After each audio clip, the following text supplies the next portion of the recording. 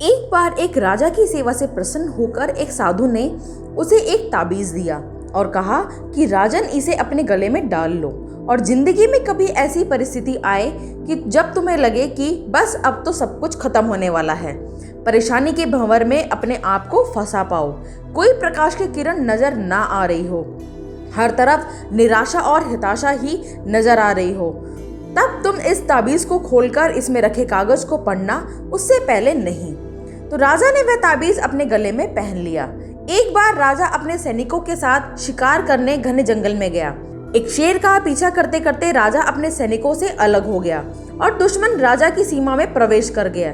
घना जंगल और सांझ का समय, तभी कुछ दुश्मन सैनिकों के घोड़ों की टापों की आवाज राजा को आई और उसने भी अपने घोड़ों को एड़ लगाई। राजा आगे आगे, दुश्मन सैनिक पीछे पीछे। बहुत दूर तक भागने पर भी राजा उन सैनिकों से पीछा नहीं छुड़ा पाया। भूख प्यास से बेहाल राजा को तभी घने पेड़ों के पीछे में एक गुफा सी दिखी। उसने तुरंत स्वयं और घोड़े को उस गुफा की आड़ में छुपा लिया और सांस रोकर बैठ गया। दुश्मन के घोड़ों के पैरों की आवाज धीरे धीरे पास आने लगी। दुश्मनों से घिरे हुए अकेले राजा को अपना अंत नजर आने लगा। उसे लगा कि बस कुछ ही क्षणों में दुश्मन उसे पकड़कर मौत के घाट उतार देंगे। वो जिंदगी से निराश ही हो गया था कि उसका हाथ अपने ताबीज पर गया और उसे साधु की बात याद आ गई। उसने तुरंत ताबीज को खोलकर कागज को बाहर निकाला और पढ़ा। उस पर्ची पर लिखा था, यह भी कट जाएगा। राजा को अचानक ही जैसे घोर अंधकार में से एक ज्योति की किरण दिखी। डूबते को जैसे कोई सहारा मिला। उसे अचानक अपनी आत्मा में एक अकथनीय शांति का अनुभव हुआ। उसे लगा कि सचमुच ये भयावह समय भी कट ही जाएगा। फिर भी क्यों चिंतित हूँ? अपने प्रभु और अपने पर विश्वास रख उसने स्वयं से कहा कि हाँ, यह भी कट जाएगा। और हुआ भी यही।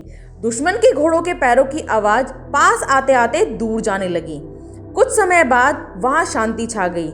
राजा रात में गुफा से निकला और किसी तरह अपने राज्य में वापस गया।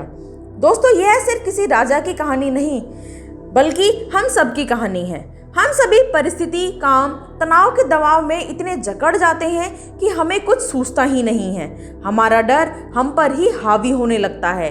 कोई रास्ता, समाधान दूर दूर तक नजर नहीं आता। लगने लगता है कि बस अब सब खत्म है ना।